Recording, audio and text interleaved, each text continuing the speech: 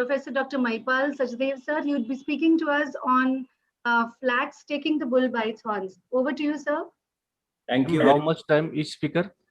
So around 12 minutes, 12 to 14 minutes, yes. Okay. Thank you very much, Dr. Anaga, for having me part of this instruction course. It's nice to have as co-instructors Dr. Suhas, Dr. Nagvikar Kumar, yourself.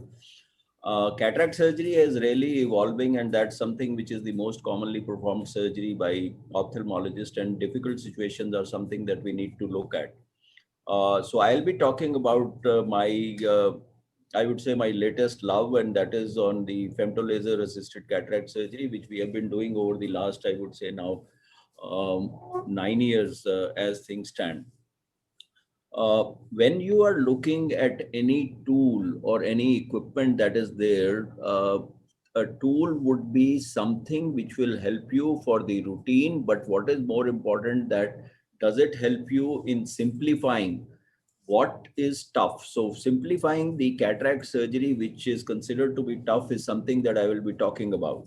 Now, the first thing which I consider as one of the most important kind of uses for the femtolaser is the use in posterior polar cataract, and I would rather pay from my own pocket than make the patient go in for a normal surgery, because it has been shown conclusively that the incidence of having complications in posterior polar cataract significantly goes down. And that is because in posterior polar cataract, you have pre-existing weakness in the posterior capsule, and cortical cleaving hydrodissection, if you do, can cause hydraulic rupture of the posterior capsule.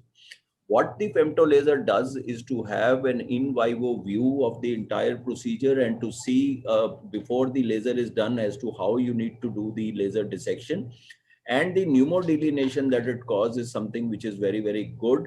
And it eliminates the need of using fluid for hydrodelineation or hydrodissection. Once the nuclear disassembly is already there,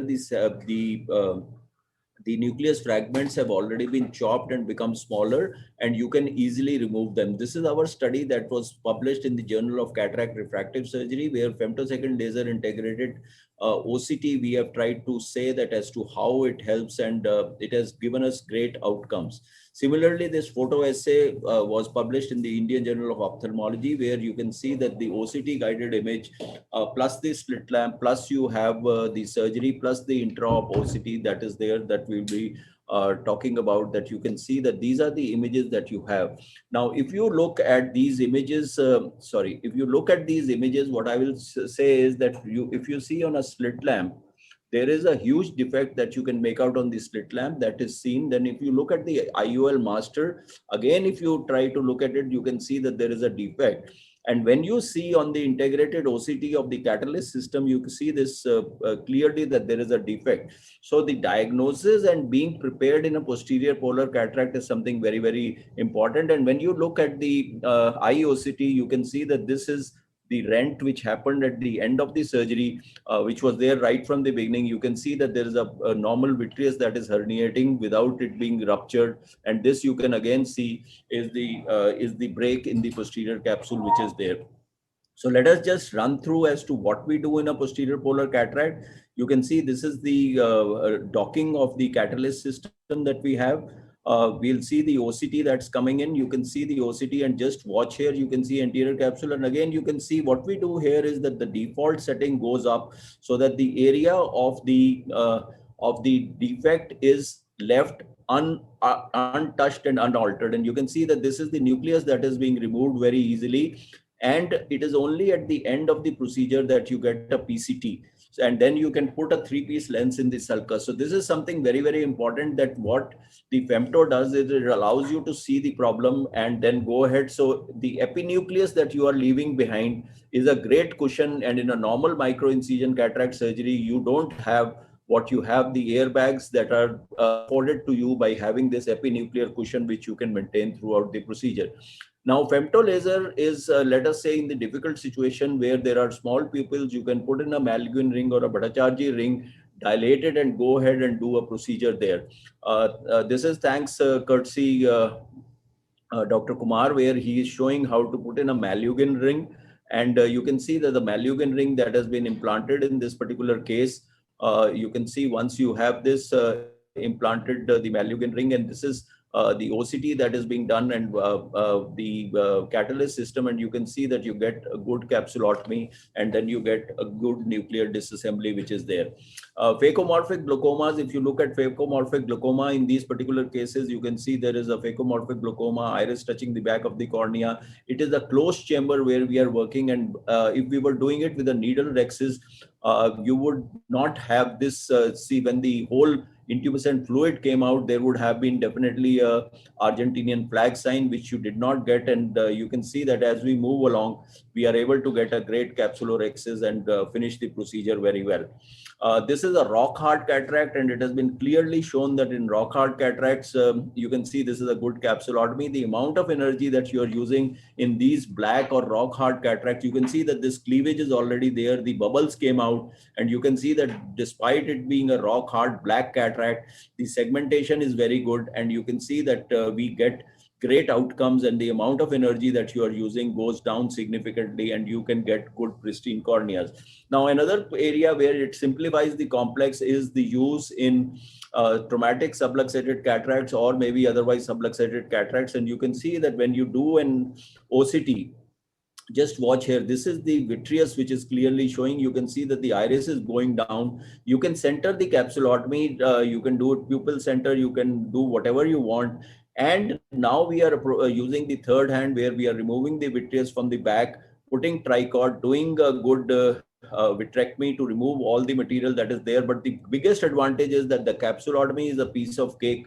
You can put in an endocapsular ring, and you can see that it becomes pretty good, and the pre-chopping that has happened tames this this particular cataract for us, and we are able to get good outcomes. So this is something very, very important, that even though there is vitreous coming out, you don't really need a traction, counter traction. You can just use the laser and get excellent outcomes in these particular cases with the femto laser. So traumatic cataract, subluxated cataracts, whether you have a polar cataract, hard cataract, even if you have small pupils, you can go in with a ring. So these are a couple of the situations. And phacomorphic glaucoma is again a treatment of choice, that you are looking at a femto laser that is there. And this is the post-op picture of that particular case that we are having. So this is another case where I can show you there are some challenge, and this is with the case who had an ICL implanted in the eye. And in this particular case, there are certain things that you have to note. You can do a femto in this particular case, but I'll just show you what are the fallacies that are there. This is the OCT image that is coming. I'm just pausing it. So you can see here that this is the ICL. Can you see this? So this is the ICL. You can see that this is the vault which is there. Now, one important thing is that this is the optic of the ICL from here to here. So you need to be aware of this particular thing, that this edge will be detected as a pupil in the femto system rather than the edge of the pupil which is going to be detected. So I'll just show you that. So you have to actually take care. And then also the reading of this, the line that is here, which is for the anterior capsule, can sometimes go up or go down. So that again, you have to see on visualization and be very clear that you can reset the imaging that is there, which has been auto read by the machine. So just look here. Can you see the amount of pupil? So even though we know that the pupil is here, this has got something to do with the optics. So the pupil is much smaller than what it is actually on the ICL. So do not be fooled by this particular thing. And you have to actually do this. And also you have to bring the anterior capsule exactly where the capsule is. And now we are enlarging the pupil diameter, which you can intuitively do in the case of a catalyst system, which is there. And you can see there's a very fast capsulotomy that happens. This is the nucleotomy that is happening in these particular cases. See, what is very important is that you should, despite having all these, I would always use trypan blue. As you can see, we have put in trypan blue there. You can, so that if there is any tag of the capsule, which I am suspecting at that particular point, you can easily take care of it. You have the LRI, which is there, and now you have to just remove the ICL. You can see that the capsule is lifting up on its own. And this is again going to give you a good, easy removal without much manipulation. So you can see that the capsulotomy is pretty much all right in this particular case. And now we are just pulling out the ICL, and along with the ICL, you can see that the entire capsule also came out. And now the phaco is just the way you want it to do. The architecture of the incision you can make pretty well, and this is the removal of the cortex. So just a couple of points that I wanted to tell you. This is an odd power. The patient was a very high myope, so therefore we are using a 3-piece lens, which is available in the Sensar, say 3-piece, so with a minus power. So what I will wish to say is that there could be some things that you need to look at in case of a post-ICL cataract that is there. So friends, this is all that I've shown you a couple of cases where this is not the normal cases that I wanted to show you, but these are cases where there were tough situations, and the tough situations do require adjuncts.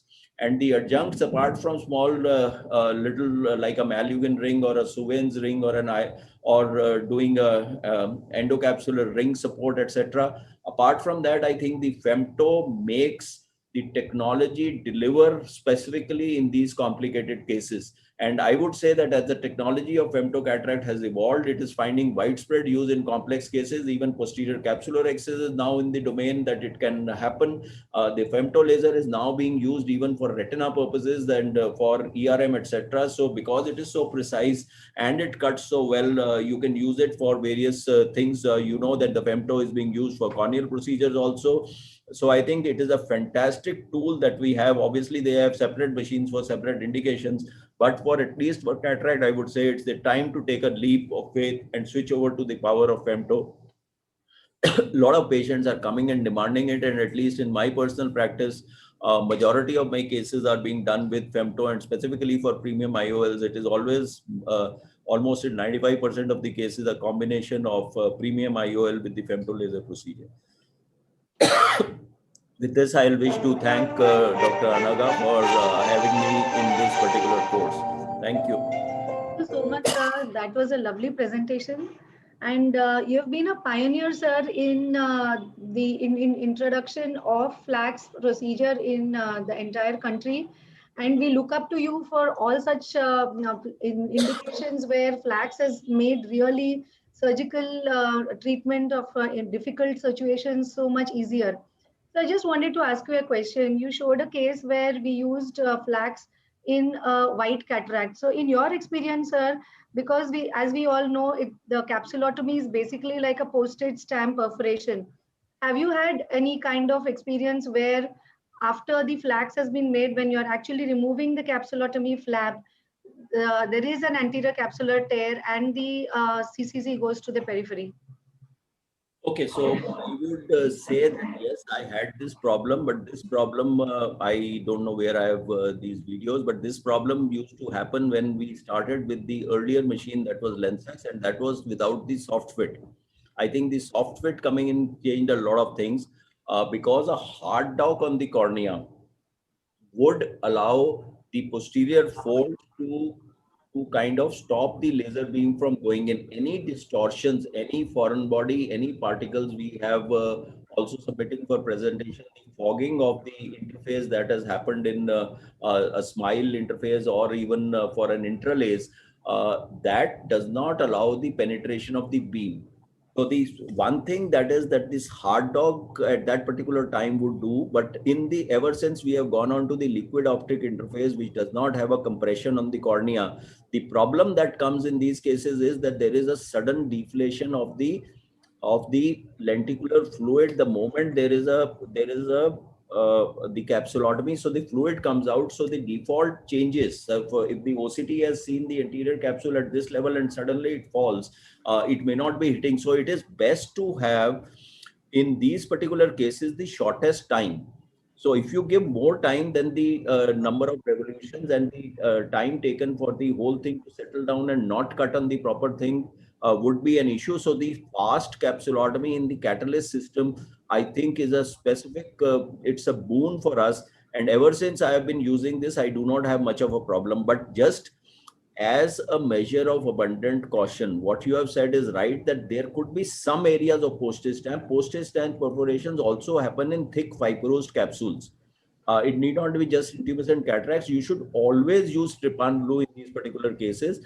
And even if there are areas, the postage stamp is also something fantastic because you know that this cut from here has to go here. So if you are using with a good viscoat or a viscoelastic that you are using a sodium hyaluronate, etc., you can easily join these.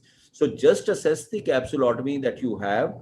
In white cataracts, always using trypan blue staining that you need to do in these particular cases. But I have not had much of a problem ever since I switched on to this system, and we have done thousands of them. So do you also increase the capsulotomy margin in these patients? In the Margin settings? default, you are saying. Yes, yes. Yes. So basically, this is something that is always confusing. There are two sets of views. One, people say that you increase the default, and the second set is you actually leave it the same, or maybe you can decrease. Now, there are positives and negatives for this. If you increase the default, you are increasing the time, right? So the time that you allow for, and it becomes slower. That means that the way it is, because it is going from a default from here to here, so it will take more time. So what happens is that allows the fluid to gush out, and that is what can allow the flattening of the capsule, and you may have a problem. On the contrary, you have a kind of a safety zone that it is going to cut from here to here. So even if there is a fall, you will be able to cut. On the contrary, if you are reducing the default, that means that you are making it 300 microns or 400 or 200 rather than making it 800, it will do it very fast, and the fluid does not have enough time to escape, and that is enough to do that. So actually, I have tried both. Both have their pros and cons, and I have not been able to get an answer as to what it is. So I actually leave it where it is as to what it is. And that is fast enough for you to get. I don't know, Kumar or Sandeep, etc. You can say about that, but they have both. What has been the experience of Can I panelists? make a comment? Yeah. What Mahipal said is absolutely correct. In fact, I see how the dock is. If I've had a planar dock, then Mahipal, I would like to reduce the default, Yes. because in that, then you know that you are there. So you are going to cut it very fast. Yes. But if, like, for example, there is a tilted dock, then it becomes more difficult. And in those tilted docks, I would definitely stain with trypan once the capsulotomy is done, whether I know it's complete or it's not complete. One more question I would like all the panelists also to answer is, in case of an advanced glaucoma, or in a patient with a prior filtering bleb, would you still go ahead and do flax, and what other precautions would you do in such cases? Okay, so from the case of filtering bleb, I don't think there is any problem. And I am talking basically on liquid optic interface, which is not a hard dog. So we have enough and more cases, but my glaucoma expert, Dr. Harsh, does not want me to do in late stage or end stage glaucoma because they feel that there could be a snuff out of the field. But I have never had a snuff out because the pressure that is raised and the time for which it is raised in the liquid optic interface is very little. The harder dog that you had earlier would cause problems or could have caused problem, but I have never had a snuff out in any case of glaucoma where I have done. But yes, these are hemodynamic changes that can happen even for a limited time. If you have an increase in the IOP for a patient who is end stage or late stage glaucoma, maybe it might be a good idea. But regarding a filtering bleb, I have done it even in cystic bleb, because you know that the silicone covering that you have on the liquid optic interface, it is not a hard dog and it does not cause any problem which is there. So I really, until of course it's very, very cystic or something like that, I would consider it. But otherwise, if I have a black eye, it doesn't really matter to me. Any comments from the other panelists? So I've also operated patients, and there is absolutely no issue at all, and there is nothing really happens. And another thing I know that in Catalyst system, the pressure of the eye really doesn't go very, very high. So I think it's quite safe to go ahead and do a femto in such cases too. Yeah, and we have done a lot of patients with filtering blebs, like we said, with hardly any issues, and cataract with glaucoma surgeries also with flax. So, Dr. Haldipurkar, sir, your comments, please. You are muted. Please unmute, sir. Yeah, no. Well, unfortunately, I cannot comment on this because I do not use femto. So I have no experience using femto for a cataract.